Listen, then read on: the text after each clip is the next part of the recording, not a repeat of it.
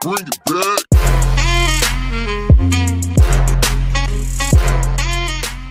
Hi guys, what's going on? Welcome back to another episode of Car Mechanic Simulator. So today we are going to be really building this Subaru BRZ, or Toyota GT86. It's basically the same car. It was jointly developed between Subaru and Toyota. I think the Subaru has a slightly different front end setup, but mechanically the car is very similar. So I've made a start, I've sorted out the bodywork and the suspension. As I said previously, I think the suspension is sort of one of the more boring things to watch in videos, so you know, it's something I've not bothered showing you. And I've got the engine out and put it on the crane over here. Now, unfortunately, as is so often the case, this is not core game content, it's modded content. Someone has created this car, done all the bodywork designs, but have had to use the existing parts that are in the game. And unfortunately, in the game, there are no flat fours currently available. So they've had to use an inline four, and to make it even worse, it's even turbocharged. So it's not the naturally aspirated flat four that should be in the car, the Subaru, was it FA20, I want to say, maybe. So while it looks like a BRZ, you know, or GT86, it's got some problems mechanically. But that aside, we're still going to have a bit of fun, get this engine stripped down, we're going to rebuild it back up. We're going to use some aftermarket parts as well from the new tuning DLC to see if we can extract a bit more power out of this thing. So first things first, let's get the exhaust manifold off. So hopefully the turbo will just drop off like that.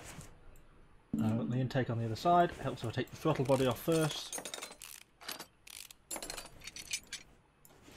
So yeah, as I say, it's unfortunate about the engine, but currently there are no flat fours in the game. The modders who make these cars, they can design all the body and everything, but in terms of engines and mechanical parts, they only have the parts that are currently available in the game. They're not really able to introduce new engines into the game and that sort of thing. So until the developers release more DLC with sort of a wider variety of engines, things like that, you're not going to see things like flat fours or flat sixes. I had a similar problem with one of the Porsche videos I did, sort of, I don't know, it must be almost a month ago now or something, and that should have also have been a flat six, but it wasn't, which was a little bit disappointing. So we have taken the engine head off, and we're going to take both camshafts out. Well, I'll unclip the camshafts, and we'll probably have to take the timing covers off to get them out. Secured in with lots of camshaft caps. Bit of a laborious process this bit.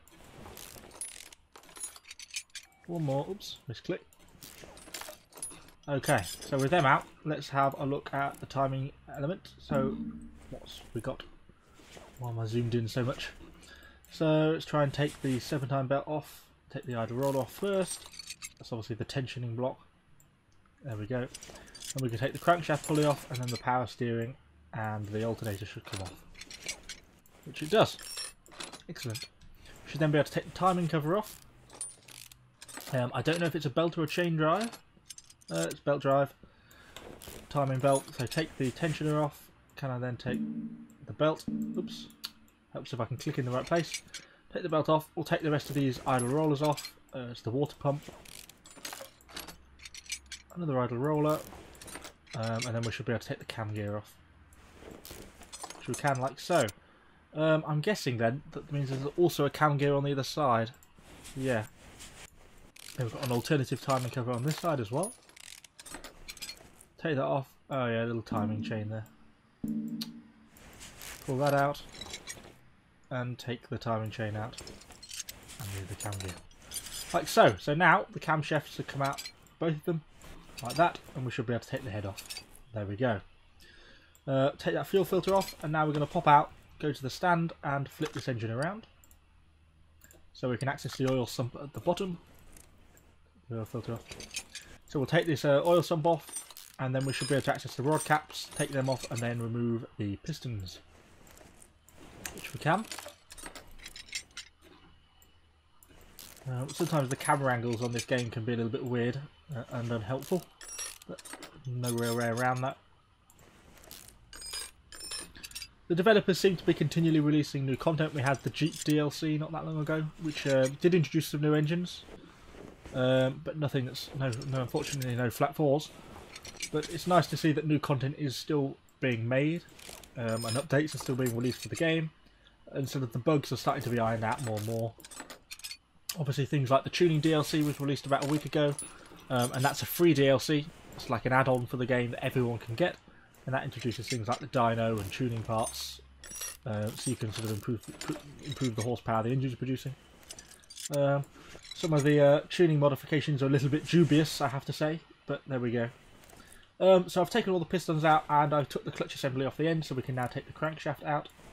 So, and then that should be pretty much everything. So then just disassembly the block like that. So we've stripped it down. So I'm going to head over to the repair table and just smash all these things that need to be repaired. Some of these parts won't be used because they'll be replaced with modified aftermarket parts. But let's have a look. So first things first, the block, obviously, and then we want to drop the crankshaft in. And then I'm going to retain the crankshaft with the bearing caps, like so.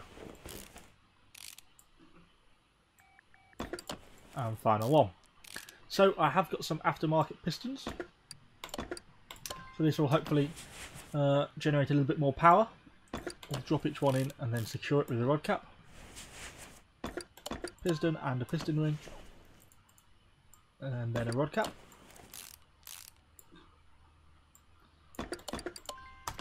Number 3. Then once we get these in, we can stick the oil sump back on and flip this engine back the right way around. There we go, number 4, and the oil pan back on the bottom. Like so. So we'll pop out of that menu, go to the engine stand, flip this thing back around. And then let's have a look what else we're going to do. It's probably easiest to start with the engine head. So we've got an aftermarket engine head as well. Drop that in. It's got some nice little red valve covers there, which look cool. So let's drop the 2 camshafts back in. We'll get these secured in. Now unfortunately we've got to... Ooh! Are these not repaired? No, so I need some camshaft caps. I haven't brought any new ones. Camshaft cap. We want, I don't know, what, 10 of them? Oops, one too many. So, as I was saying, let's drop in all these camshaft caps. No quick way of doing this, unfortunately. Hopefully you've been enjoying these car mechanic videos. I seem to sort of they seem to be sort of the more popular videos I do on the channel. If this is your first time visiting, go and check out some of the other ones. I've got lots of different cars. We've done a whole range. Some are better modelled than others. Some have got more accurate engines than others. But what can you do?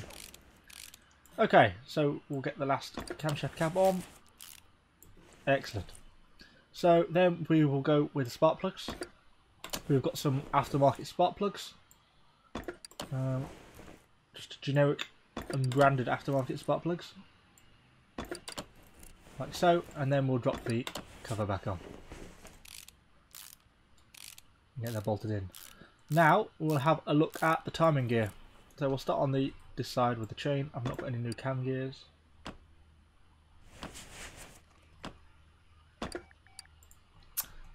So I want cam gear. I don't know why I've gone into caps. Ooh. Is it that one? Cannot remember. So let's have a look if I've got the right one. I didn't get a timing chain either. Something else I've forgotten. Put that one in. Timing chain.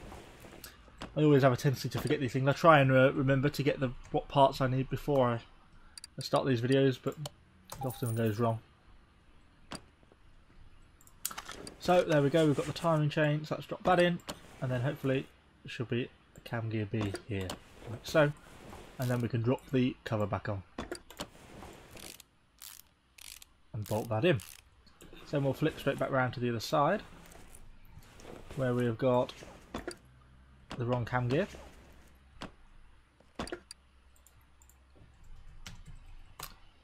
Cam gear, one of them. So let's have another go. Bolt that in. We've got various idle rollers. I've got a few of these spare. The water pump. Bolt that in. And then hopefully this should allow me to put the serpentine belt back on, which I have thankfully remembered to get. But the belt tensioner, which I haven't remembered to get.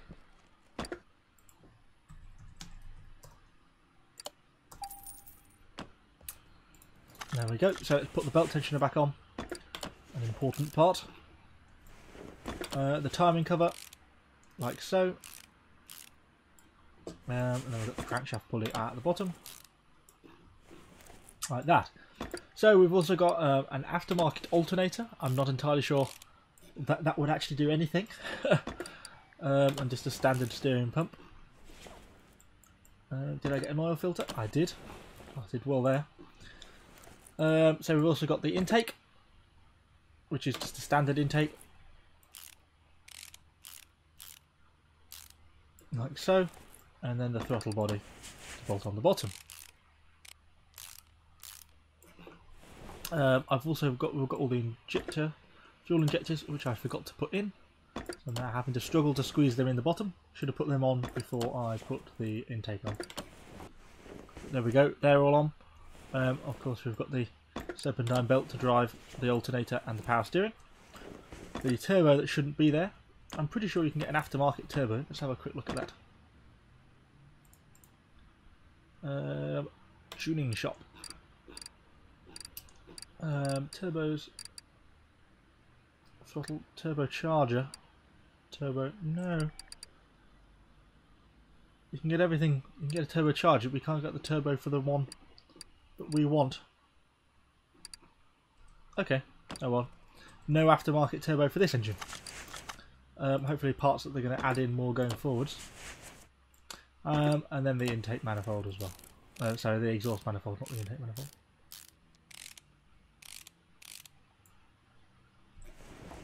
Although why that's... You'd think that this would be the intake manifold. It's a strange way round. Bit of a bug there, or a bit of an error there, I think. But there we go. Oh well. Oh, we've got a nice red racing fuel filter. And some nice little red aftermarket ignition coils. I do quite like the red parts. Makes the engine look a little bit snazzy. Then we've got the flywheel and the clutch assembly to drop on. We've got a racing, obviously a racing lightened flywheel and clutch.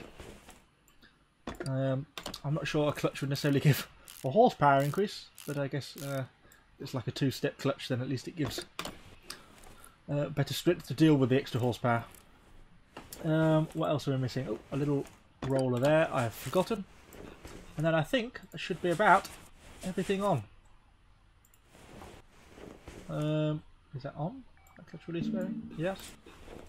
Okay, so that's everything attached. So we'll pop out of this menu, take this engine off the stand, open that, and let's go and find the engine crane. So we'll move equipment to car lifter A,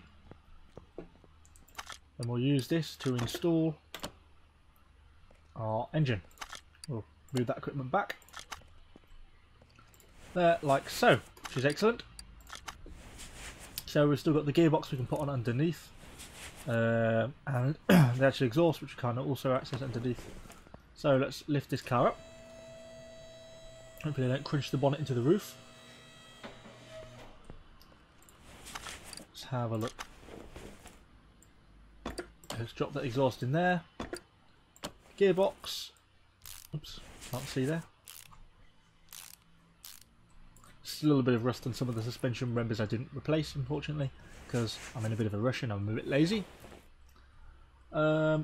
Yes, all that. So we'll drop this back down, put the starter motor in.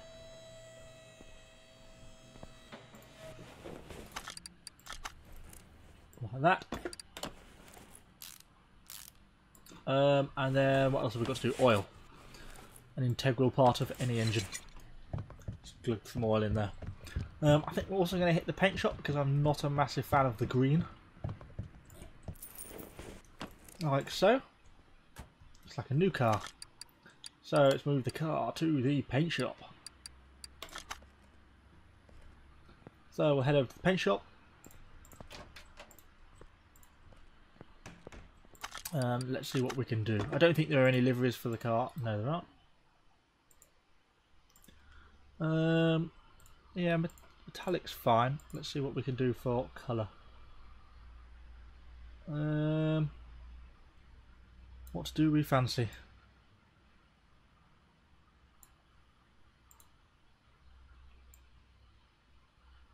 Different colours have we got? Maybe, yeah, maybe like a dark, like a Subaru, like imperial blue. Yeah. Oh no, too much. That looks reasonable. It's a nice colour. Let's go with that. Okay, it's perhaps a little excessively metallic, but looks nice. So let's stick this, move the car to the garage front, and then we'll take it out for a bit of a spin. Oh no, I've forgotten to take it. Well, firstly, we'll take it to the dyno and see what it's doing now we've got a turbo and all those extra parts on the car. Dyno. Where's the dyno door? This way. Someone really needs to clean up around this garage. It's pretty filthy. So, dyno computer. I do wish to proceed. So I think it's supposed to have around 200 horsepower standard from the naturally aspirated engine. Obviously this one is for some reason turbocharged and an entirely different engine basically, so let's see what it's producing. Probably a lot more than that.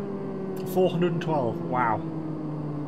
And 538 Newton meters of torque. That's quite a lot.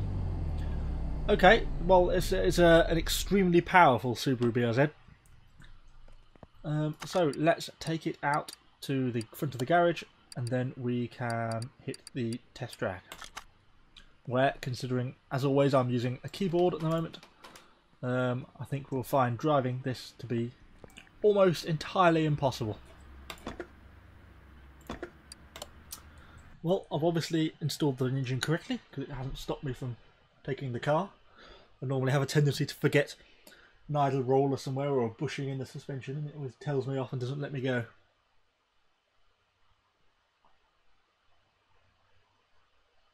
So, let's have a look what this car can do. Oh, it seems a bit... Wow. Ooh. Wow, it's a little hard, it's a little too powerful I think, for a keyboard anyway. For just the standard crappy tyres it's got on it or whatever it is. Well hey. Certainly burning a lot of rubber, make a good drift car. Well, I hope you've enjoyed this video guys. It's certainly not the best handling car I've ever produced. But I've enjoyed doing it nonetheless. I hope you've enjoyed watching it. If you have, please like, comment, subscribe, all the good stuff. Thanks guys, and I'll see you on the next one.